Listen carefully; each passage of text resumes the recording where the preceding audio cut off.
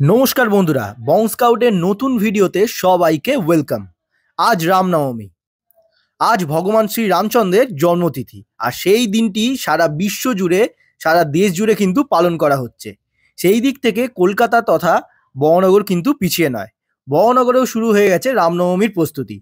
আর আজ বড়নগরে হতে চলেছে দুটো র্যালি। সেই র্যালির বিশেষ কিছু মুহূর্ত তোমাদের সাথে আমি শেয়ার করব। তো ভিডিওটা একদম স্কিপ করো না বন্ধুরা, দেখতে থাকো, সঙ্গে থাকো, আরও অনেক চমক থাকবে।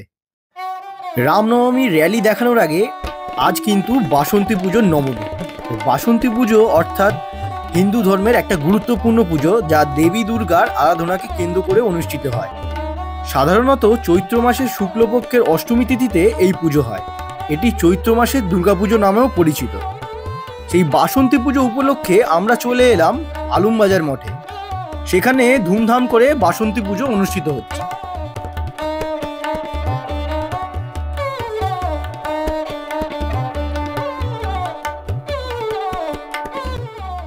বরানগরে কিন্তু রামনবমী উপলক্ষে দুটো র্যালি বেরোবে।